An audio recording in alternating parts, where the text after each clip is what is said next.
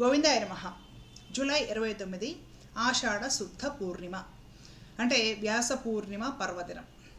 దాన్ని గురు పూర్ణిమ అని కూడా వాడుకగా పిలుస్తూ ఉన్నారు. గురు పూర్ణిమ రోజున అసలు ఏ దేవాలయాలకు వెళ్ళాలి, ఎవరిని పూజించాలి, ఇంట్లో తేలిగ్గా పూజ చేసుకునే విధానం ఏమిటి, దాని వలన ఫలం ఏమిటి తెలుసుకునే ప్రయత్నం చేద్దాం. ఒకప్పుడు వేదం అంతా కూడా ఒకేలా ఉండేదన్నమాట. వేదం భగవత్ స్వరూపం, అది ఎవరో రాయలేదు, భగవంతుడి నుండి వచ్చిందంతే. ఆ వేదాన్ని వేదవ్యాస మహర్షి, కృష్ణ ద్వైపాయన వ్యాసుడు అంటాడనమాట. ఆయన కూడా విష్ణు అవతారమే. వ్యాసుడిగా అంటే గురువుగా వచ్చేసి ఈ వేదాలను 4గా విభజన చేయడం జరిగిందనమాట. ఆ తర్వాత అష్టాదశ పురాణాలను కూడా రచించడం జరిగింది. ప్రస్తుతము ఆ వేద శాఖలు చాలా వరకు కనుమరుగైపోయి, కొంత మనవాళ్ళ నిర్లక్ష్యం వలన, కొంత ఇతర మతాల వాళ్ళు పాలించి మన దేశాన్ని దోచుకొని మన గ్రంథాలు అవన్నీ కూడా నాశనం చేయడం వలన చాలా వరకు వేద శాఖలన్నీ అంతరించిపోయేసేసి మనకి మిగిలింది ప్రస్తుతానికి అతి కొద్ది మాత్రమే. కానీ కొంచెమైనా సరే పనికొస్తుంది. ప్రపంచం మొత్తాన్ని బాగు చేయడానికి వేదము కొంచెమైనా సరే పనికొస్తుంది. ఆ తర్వాత అష్టాదశ పురాణాలు, వీటిలో కూడా తర్వాత కొంత స్వార్థపరులు చేరేసేసి ప్రక్షిప్తాలు చాలా చేర్చినా కూడా రచించిన వారు వేదవ్యాస భగవానుడే. ఈరోజు మనకి ఇష్టమైన దైవాన్ని, విష్ణువుని ఆరాధించేవాళ్ళు కొందరు, కృష్ణుడిని ఆరాధించేవాళ్ళు, రాముడిని ఆరాధించేవాళ్ళు, శివుడిని, దుర్గని, గణపతిని, ఇలాగ రకరకాల దేవతల్ని ఆరాధించే ఆరాధన మార్గాలు ఉన్నాయి. భక్తులు ఉన్నారు. వాళ్ళు వారి వారి దేవతా విశేషాల గురించి తెలుసుకోవాలి అనుకుంటే మనం ముఖ్యంగా చూసేది అష్టాదశ పురాణాలు. అలాగే పంచమ వేదం అని ప్రసిద్ధించబడిన మహాభారత రచన, ఇవన్నీ కూడా రచించి మనకు అందించింది వేదవ్యాస భగవానుడు. ఆ స్వామి కానీ అవతారం తీసుకోకపోయినట్లయితే ఈరోజు మనకి అసలుకి ఏమీ ఉండేవి కాదు, అసలు సనాతన ధర్మమే ఉండేది కాదు. కాబట్టి అంత విశిష్టమైన అవతారం వేదవ్యాస అవతారము ఆషాఢ శుద్ధ పూర్ణిమ రోజున ఆవిర్భవించడం జరిగింది స్వామి. మనం ఏం చేస్తామంటే మనకి ఇష్టమైన గ్రంథాలు మనం చదివి, మనకు నచ్చిన దేవత గురించి మనం తెలుసుకొని ఆరాధన చేసుకుంటున్నాం, పూజ చేసుకుంటున్నాము, ఒక మనశ్శాంతిని పొందుతున్నాం. కాబట్టి దానిని మనకిచ్చిన గురువైన ఆచార్యుడైన వేదవ్యాస భగవానుడి ఆవిర్భావ దినోత్సవాన్ని, జయంతి అని కూడా అంటారు, స్మరించుకోవడం గురు పౌర్ణిమ లేదా వ్యాస పౌర్ణిమ విశేషం. అయితే ఇక్కడ తెలుసుకోవాల్సిన ఇంకొక విశేషం ఉందన్నమాట. వేదవ్యాస మహర్షి చెప్పినట్లుగా మనకి అర్థమవుతుందా? సంస్కృతంలో రచించారు ఆ స్వామి అన్నీ కూడా. మనకి అవన్నీ తేట తెలుగులో లేదా మన ప్రాంతీయ భాషలో మనకి చాలా తేలికగా, మన మట్టి బుర్రకు కూడా అర్థమయ్యే విధంగా వివరించి చెప్పిన వారు ఎవరు అంటే గురువులు లేదా ఆచార్యులు. రకరకాల పరంపరలో వస్తున్న గురువులు, ఆచార్యులు. కాబట్టి వాళ్ళందరినీ కూడా వ్యాస స్వరూపంగా భావించి గౌరవించే సాంప్రదాయం మనకుంది. వేదవ్యాస భగవానుడు అందించిన వాన్మయం ఏదైతే ఉంటుందో దాన్ని చాలా సరళంగా, తేలికగా, మనకి అర్థమయ్యే విధంగా వెడమరిచి ప్రవచనాల రూపంలో, ఉపన్యాసాల రూపంలో, పుస్తకాల రూపంలో మనకి వివరించి చెప్తుంది ఎవరు? గురువులు, ఆచార్యులు. కాబట్టి వాళ్ళను కూడా వేదవ్యాసుడి స్వరూపంగా ఆ రోజు గౌరవించే ఆచారం మనకుంది. కాబట్టి ముందుగా వ్యాస మహర్షికి నమస్కారం చేసుకొని ఆ తర్వాత మన గురువులు, ఆచార్యులు ఎవరైతే ఉంటారో వారికి కూడా నమస్కరించుకోవడం, పూజించుకోవడం, పాద పూజ చేయడం, ఇలాంటి సాంప్రదాయము మన భారతీయులకు ఉంది. ఎందుకంటే గురువు సాక్షాత్తు పరబ్రహ్మము అనేసి మనకి శాస్త్రం చెప్తుంది. గురువు ఎవరో కాదు, సాక్షాత్తు భగవంతుడి అని మనం నమ్ముతాం. సరే, ఇప్పుడు ఈ గురువులు ఎవరు? వేదవ్యాసుడికి నమస్కారం చేసుకుంటాం. వేదవ్యాసుడి ఫోటో అందరిలో ఉండకపోయినా పర్వాలేదు, భారతం ఉంటుందనుకోండి, భారతం పెట్టుకొని 2 పుష్పాలు ఉంచుకొని నమస్కరించుకోండి. నమస్కరించడం అంటే ఏం లేదు, పూజ అంటే ప్రార్థించడం. స్వామి, నీవు ఒక అవతారం తీసుకొని రాబట్టే కదా మేము ఈరోజు ఇవన్నీ వినగలుగుతున్నాం, చదువుకోగలుగుతున్నాం. చదవలేకపోయినా ఫోన్లో కనీసం ఇంకొకరు మహాత్ములు చెప్తుంటే వినగలుగుతున్నాము. కాబట్టి నీకు అనంత కోటి నమస్కారాలు. నీకు మేము ఎప్పుడూ రుణపడి ఉంటాం. నువ్వు లేకపోతే మాకు భారతాలు, ఈ పురాణాలు ఇవన్నీ వచ్చేవా?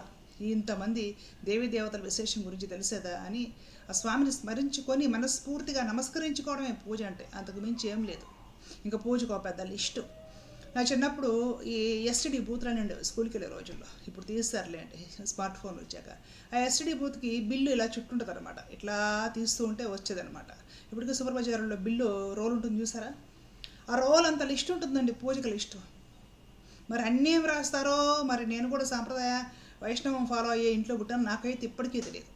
పూజకి లిస్టు ఉంటుందండి, అంత పెద్ద రోల్ పేపర్ అంత లిస్టు ఉంటుంది. అందులో మరి ఏముంటాయో అవన్నీ భగవంతుడు అవసరమని ఆయన ఎప్పుడు చెప్పాడో అవన్నీ పెట్టి చేస్తే మరి వీళ్ళకేమొస్తుందో, మరి అవన్నీ పెట్టి చేస్తేనే పూజ అయితే మరి పేదవాళ్ళు ఎలా చేసుకోగలుగుతారో నాకు ఎప్పటికీ అర్థం కాదు. నేనైతే ఏ రోజు అలాంటి లిస్టు మా కుటుంబంలో చూడలేదు, మేము ఎప్పుడు రాయలేదు. అంత పెద్ద లిస్ట్ మేము ఏ రోజు ఏ పూజకి కొనుక్కు రాలేదు. పూజ మాత్రం రోజు చేసుకుంటున్నాం. కాబట్టి పూజ అంటే ఏం లేదు, ప్రార్థన. మనస్ఫూర్తిగా ఆ రోజుని, ఆ సందర్భాన్ని స్మరించుకుంటూ మీకు మేము రుణపడి ఉన్నాము, నీవు లేకపోతే మేము లేము అని ప్రార్థించడమే. ఆ తర్వాత మన గురువులు, మనకి మంత్రదీక్షనిచ్చిన గురువులు ఉంటారు కదా, మన చేత సాధన చేపించే ఆచార్యులు, వారిని ఆ రోజు వేదవ్యాస భగవానుడిగా భావించి గౌరవించడము, పూజించడం. అలా కాకపోయినా కూడా మీకు సోషల్ మీడియా ద్వారా ఎవరో ఒకరు మీకు గురువులు అనిపించవచ్చు. ఈరోజు రకరకాల ప్రవచనాలు సోషల్ మీడియా మాధ్యమంగా వింటున్నారు. కొందరు నచ్చుతాయి, కొందరు నచ్చవు.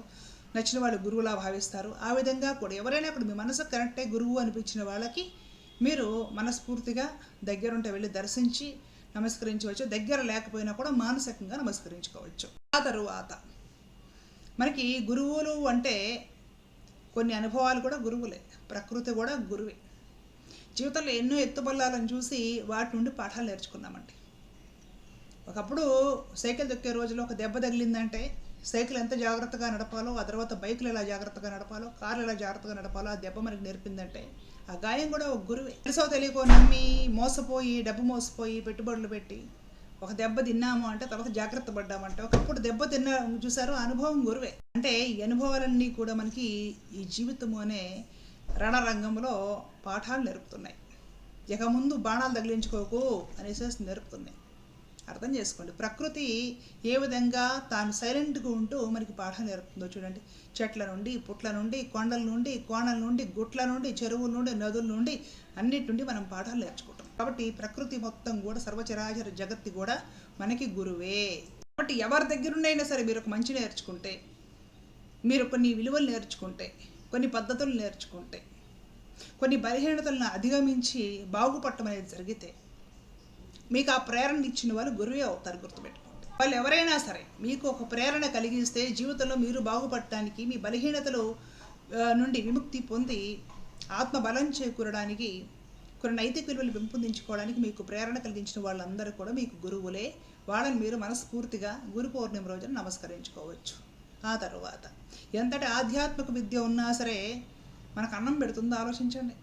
ఈరోజు మనం అందరం జాబ్ చేసుకొని స్వతంత్రంగా బ్రతుకుతున్నాము అంటే, ఈరోజు మహిళల అణిచివేత అనేది అన్ని దేశాల్లో ఉంది, హిందువుల్లో కూడా ఉంది. ఆడవాళ్ళకి కట్నాలని, ఆడపిల్లలు పుట్టకూడదని రకరకాల వేధింపులు.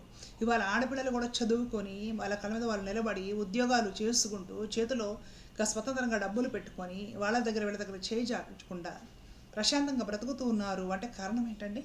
భౌతికమైన విద్య. మనకు చదువు చెప్పిన మన టీచర్స్, లెక్చరర్స్ అందరూ కూడా మనకి గురు స్వరూపులే. సనాతన ధర్మం ఎప్పుడూ కూడా ఒక ఆదర్శవంతమైన భావజాలం గురించి మాట్లాడుతుంది. నీ హృదయాన్ని ఆదర్శవంతంగా మార్చుకో అని చెప్తుంది. ఈ మధ్య హిందుత్వం పేరుతోటి మనం హృదయాన్ని కుంచింపజేసుకుంటున్నాం. ఒకనొకప్పుడు సోషల్ మీడియాలోకి వచ్చిన కొత్తలో తెలుసో తెలియకో కొన్ని రకాల వాట్సాప్ గ్రూపుల్లో ఉండి సోషల్ మీడియాలో ఎత్తుపల్లాలు, కెమెరా ముందు కెమెరా వెనక ఉండే నాటకాలు అర్థం చేసుకునే స్థితిలో నేను కూడా కొంత ఈ సంకుచిత భావజాలానికి లోనైన దాన్నే తర్వాత తెలుసుకున్న తర్వాత ఇవి కరెక్ట్ కాదు, భగవద్గీతకి ఇది వ్యతిరేకము, ఆదర్శవంతంగా ఉండడమే భగవద్గీత చెప్తుంది. సనాతన ధర్మంలో ఆదర్శవంతమైన భావజాలమే ఉంది, కానీ ఇది నాది కాదు, అది నాది కాదు అని కట్ చేసుకుంటూ పోయే సంకుచిత భావజాలం ఆ ధోరణి లేదు. ఒక అనుకప్పుడు తెలుసో తెలియకో నేను కూడా ఆ ప్రభావానికి లోనైన దాన్ని తర్వాత నేను పశ్చాత్తాపడ్డాను, బయటకు వచ్చేసాను. మన భౌతిక గురువులు కూడా మనకి టీచర్లు, లెక్చరర్స్ ఎవరైతే చదువు చెప్పారో ఈరోజు మనము ఎగ్జామ్స్లో పాస్ అయ్యి ఈ స్థాయిలో ఉండడానికి ఎవరికి కారణమో వాళ్ళందరూ కూడా మనకి భగవత్ స్వరూపులేనండి. ఈ కారణంగా నేను ఒక విషయం అయితే చెప్తాను. చిన్నప్పుడు ఏదైనా సండే రోజు కూడా ట్యూషన్లు పెట్టేవాళ్ళు, స్కూల్లో ఎక్స్ట్రా క్లాసులు పెట్టేవాళ్ళు. ఇంకా 9th 10th క్లాసులు వచ్చినాయి అంటే రాత్రి 10 గంటల వరకు కూడా చదివించేవాళ్ళు అనమాట. విసుగొచ్చేసేది. ఇంకా నేనేమనుకునేదానంటే, బాబా ఈ టీచర్కి ఏదైనా హెల్త్ బాగాలేక 2 రోజులు రాకుండా ఉంటే బాగుండు, క్లాసులు ఎగ్గొట్టేయచ్చు, వీళ్ళు చచ్చిపోతే బాగుండు, పిల్లలం కదా అట్లా కూడా అనుకునేవాళ్ళు. అప్పుడు మనకి వాళ్ళ కాఠిన్యమే తెలిసింది కానీ వాళ్ళ ప్రేమ అర్థం కాదు. తర్వాత ఎగ్జామ్స్లో మనం ఫస్ట్ ర్యాంకులు తెచ్చుకొని తర్వాత పై చదువులకు వెళ్ళి ఈరోజు జీవితంలో మనం గొప్పగా ఇంత ధైర్యంగా నిలబడగలిగాము అంటే వాళ్ళ కాఠిన్యమే కారణం. వాళ్ళు కానీ కఠినంగా ఉండకుండా వీళ్ళు లేకపోతే మనకెందుకులే అనేసి వదిలేసినట్లయితే మనం చదువుకొని బాగుపడేవాళ్ళం కాదు. ఒకప్పుడు మన టీచర్లని ఎప్పుడు క్లాసులు పెట్టి గ్రౌండ్కి వెళ్ళనివ్వకుండా, ఆడుకొనివ్వకుండా, టీవీ చూడకుండా ఎప్పుడు నైట్ వరకు క్లాసులు పెడితే భయంకరంగా తిట్టుకునేవాళ్ళం. మీరు కూడా చేసి ఉండవచ్చు, నా ఎక్స్పీరియన్స్ చెప్తున్నాను. అసహించుకునేవాళ్ళం వాళ్ళని. ఈరోజు వాళ్ళు గుర్తొస్తేనే కళలో నీరు తిరుగుతూ ఉంటాయి అన్నమాట. వాళ్ళు ఆ రోజు కఠినంగా వ్యవహరించి చదివించకపోతే మనం ఏమైపోయి ఉండేవాళ్ళం. వాళ్ళ కఠినత్వం వెనక మనతో వాళ్ళు కూడా 10 గంటల వరకు కూర్చొని చదివించి మన కఠినత్వం వాళ్ళ కఠినత్వం వెనక ప్రేమ ఉంది. గురువులు అలాంటి వాళ్ళండి. చిన్నప్పటి నుంచి బెత్తం తీసుకొని మన చేతిలో 2 దెబ్బలు వేయకపోతే టీచర్ ఏమైపోయి ఉండేవాళ్ళం మనం. వాళ్ళందరూ కూడా గురు స్వరూపులే. మనకు సైన్స్, సోషల్, మ్యాథమెటిక్స్, ఇంగ్లీష్ పాఠాలు నేర్పించి, తప్పులు చేస్తే 2 దెబ్బలు వేసైనా సరే నేర్పించి, ఈరోజు మన భవిష్యత్తు బంగారమయం చేశారంటే స్కూల్ టీచర్ల దగ్గర నుండి అందరూ గురువులే, అందరూ దేవుళ్ళే మనకి. వాళ్ళందరినీ కూడా మీకు దగ్గరలో ఉన్న వాళ్ళని కలిసి విషెస్ చెప్పండి, పండ్లో అయ్యో ఒకటి ఇచ్చేసి నమస్కారం చేసిరండి. వాళ్ళది ఏ మతమైనా పర్లేదు, ఏ కులమైనా పర్వాలేదు. నీకు చదువు చెప్పి నేను బాగు చేశారా లేదా, వాళ్ళ కులమతాలు చూడాలా. దూరంగా ఉంటే ఫోన్ నెంబర్లు ఉంటే తీసుకుని మీ టీచర్స్, లెక్చర్స్కి ఫోన్లు చేయడం. నేనైతే అలాగే చేస్తున్నా. వాళ్ళు స్కూల్లో, కాలేజ్లో కఠినంగా వ్యవహరించడం వెనుక ఎంత ప్రేమ ఉందో ఆ రోజుల్లో మనం పిల్లలుగా ఉన్నప్పుడు అర్థం కాల. ఈరోజు అర్థమవుతుంది వాళ్ళు ఎందుకు అంత కఠినంగా ఉన్నారు. మనం బాగుపడ్డామంటే కారణం అదే. కాబట్టి వీళ్ళందరూ కూడా మన గురువులేనండి. వీళ్ళందరూ భగవత్ స్వరూపులండి. మనకు పాఠాలు నేర్పిన వాళ్ళు, మనకు అనుభవాలు ఇచ్చిన వాళ్ళు, మనల్ని బాగు చేసిన వాళ్ళు, మనల్ని ఉద్ధరించిన వాళ్ళు. ఆ తర్వాత తల్లిదండ్రులు కూడా గురువులే కాదా చెప్పండి. తల్లి ప్రథమ గురువు అంటారు. ఎన్నో త్యాగాలు చేసి తిని తినక మనల్ని ఈ స్థానంలో నిలబెట్టారు తల్లిదండ్రులు ఇద్దరు కూడా. వాళ్ళకి చదువు వచ్చినా రాకపోయినా, ఆధ్యాత్మికంగా తెలిసి తెలియని తరం ఉండొచ్చు, చదువు లేని వాళ్ళు ఉండొచ్చు, కానీ మనకి ఎంతో కొంత మంచి విషయాలు నేర్పి, నైతిక విలువలు నేర్పి, నీతి నియమాలు నేర్పి మనల్ని నిలబెట్టిన తల్లిదండ్రులు మనకు గురువులు. కాబట్టి మనస్ఫూర్తిగా తల్లిదండ్రులకు కూడా నమస్కరించండి, మీ టీచర్స్కి నమస్కరించండి, ఆధ్యాత్మిక గురువులకు నమస్కరించండి. మీకు పాఠాలు చెప్పినా, మీకు అనుభవాలు ఇచ్చినా, మీకు ఏ విషయంలో అయినా సరే శ్రేయస్సు కోరుకొని మంచి చేసి మిమ్మల్ని మంచిదారులు నడపడానికి ప్రోత్సహించిన ప్రతి ఒక్కరూ మనకి జీవితంలో అడుగడుగున గురువులే. వాళ్ళందరికీ కూడా హృదయం తెరచి మనస్ఫూర్తిగా ధన్యవాదాలు తెలియజేస్తుంది రోజు గురు పౌర్ణిమ. సంకుచిత భావజాలంతో ఆలోచించకూడదు సనాతన వాదులు అని చెప్పేవాళ్ళు. అసలు ఎక్కడా కూడా సనాతన ధర్మంలో, భగవద్గీతలో సంకుచితత్వానికి అసలు ఎక్కడా చోట్లేదు. ఆదర్శవంతమైన, అభ్యుదయమైన భావజాలమే. అంతా నాదే, అందరూ నా వాళ్ళే అనుకునే ప్రేమపూర్వకమైన భావనలే ఉన్నాయి. కాబట్టి ప్రేమపూర్వకంగా వ్యవహరించండి. ఎవరి గురువునైనా సరే వాళ్ళు దైవంగా భావించి ఆ రోజును సేవించుకోవచ్చు. అలాగే కృష్ణం వందే జగద్గురు, ఈ సూక్తి అందరికీ తెలిసిందే కదా. కృష్ణ పరమాత్మ జగత్కే గురువు, పరబ్రహ్మము, పరమాత్మ. కాబట్టి అందరూ కూడా వ్యాస పౌర్ణమి రోజున మిగతా పురాణాలు, గ్రంథాలు చదవలేకపోయినా భగవద్గీత చదువుకోండి. ఇంట్లో భగవద్గీత అవైలబుల్గా ఉన్న వాళ్ళు గీతా గ్రంథాన్ని, భగవద్గీతను అక్కడ ఉంచి భగవద్గీతను పూజించినా కూడా వేదవ్యాస మహర్షిని పూజించినట్లే. కాబట్టి సంకుచిత ధోరణి విడిచిపెట్టి అందరూ ప్రశాంతంగా మీ గురువులని ఆ రోజు సేవించండి, భక్తితో నమస్కరించండి, ప్రేమించండి. మీ వల్లనే మేము ఇలా ఉన్నాము అని నోరు తెరిచి ఒక మాట చెప్పండి. వాళ్ళు ఎంతో ఆనందిస్తారు, ఆశీర్వదిస్తారు. వాళ్ళ ఆశీస్సులు మనకు శ్రీరామ రక్ష. అందరూ ఆనందంగా సంకుచిత భావజాలాలు విడిచిపెట్టేసి సంతోషంగా వ్యాస పౌర్ణమి లేదా గురు పౌర్ణమి చేసుకోండి. ధర్మో రక్షిత రక్షిత. జై శ్రీమన్నారాయణ. కృష్ణ.